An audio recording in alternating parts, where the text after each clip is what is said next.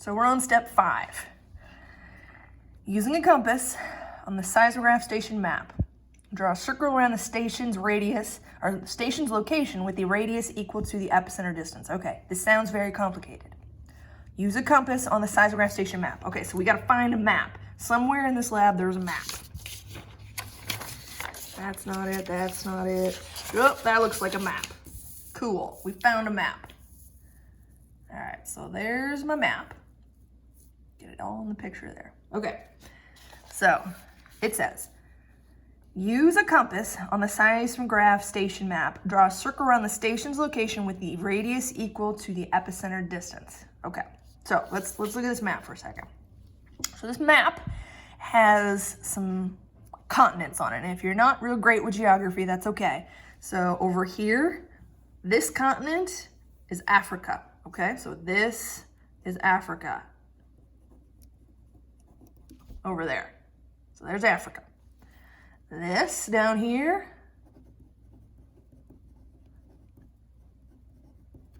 Australia. This open space in the center is the Indian Ocean. Okay, so here's the Indian Ocean. We've got 3 dots on here. The dots are our stations. These are the places where we recorded the earthquake. Okay, so you gotta remember, we have only been using ICLSA. That's it. It's the only thing we've done so far. So ICLSA is located at this dot. Okay, and we know that ICLSA is 3,200 kilometers away from the epicenter.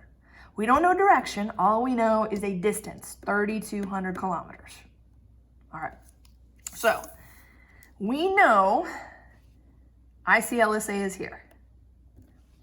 We have a scale on the bottom of this thing. So we've got this in kilometers, and we want to figure out 3,200 kilometers.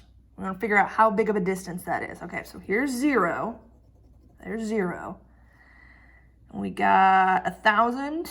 We got 2,000. Here's our 3,000 mark. Okay, so we need 3,200. So how many spaces are in between these? 1, 2, 3, 4, 5. Okay, so there's 5 spaces in between. It means that each one of these tick marks is 200. So 3,200 is going to be right there. So here's our 0. There's our 3,200. Okay, now the instructions tell us we are supposed to use a compass on the seismograph station map and draw a circle around the location. Now, if you were doing this in person, you would have a compass to play around with. A compass is just a fancy circle maker. It makes it all nice and pretty. Well, I'm guessing you probably don't have a compass at your house, but that's okay. We can figure out how to do this without having a compass. Use your scratch piece of paper. So remember that scratch paper scale we had before? We're gonna go to another corner. So go to the top corner of this thing, and we're gonna use this just like we did before, like a ruler. So we're gonna put the 0, so there's our 0 mark on the corner, and here's our 3,200 kilometers. So we know this is the distance we have to be from ICLSA. Let me scooch this down. Okay. So we know here's 3,200 kilometers to the east. Okay, cool. Here's 3,200 kilometers to the west. Well, I'm going to turn it so I make it easy on myself here. This is 3,200 kilometers to the north. This is 3,200 kilometers to the south. Okay, here is 3,200 kilometers to the southwest, to northwest, northeast,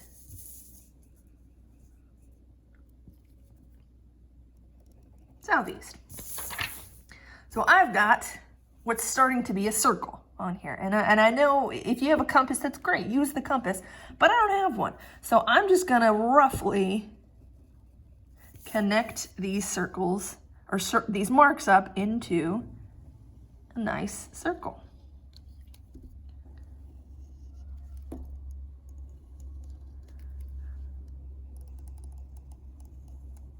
Okay, so we know this distance is $3,200. We don't know, or 3,200 kilometers. We don't know where on this circle the epicenter is. We just know that it's there somewhere.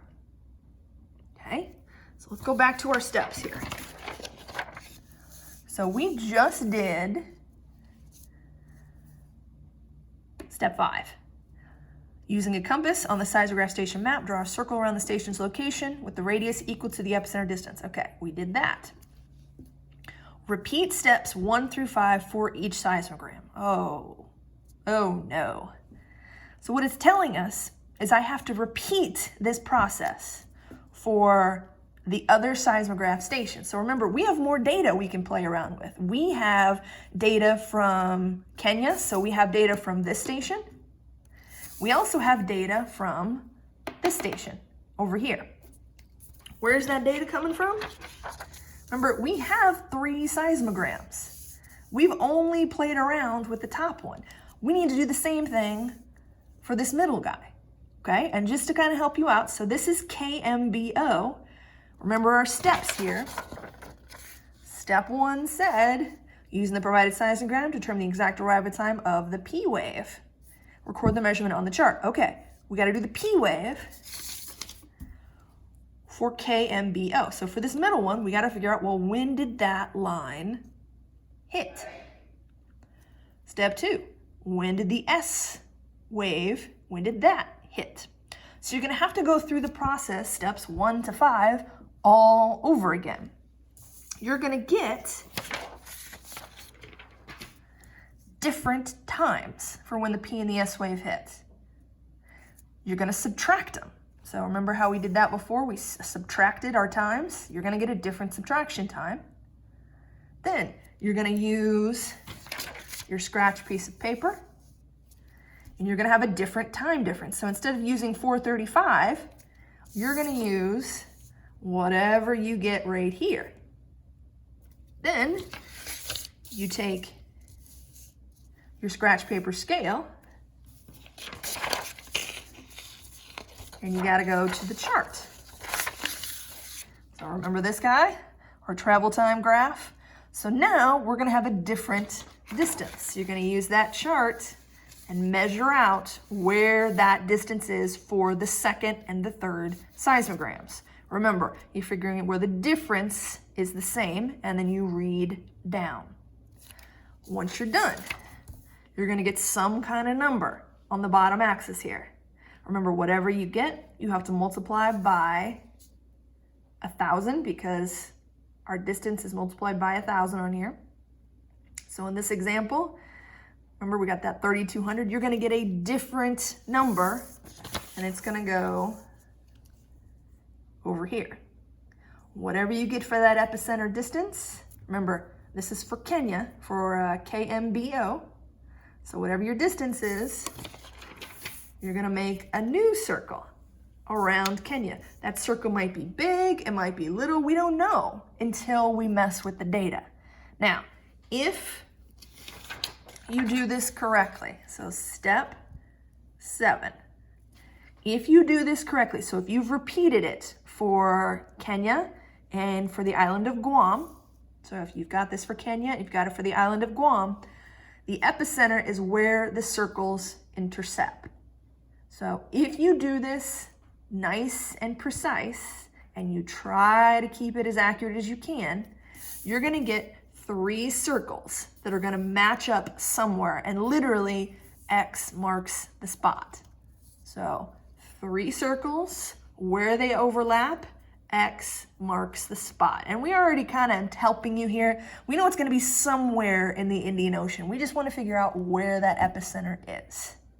Okay, so give it a try and make sure that you figure out where the epicenter is, because you can't answer the questions on the lab until you find the exact epicenter location.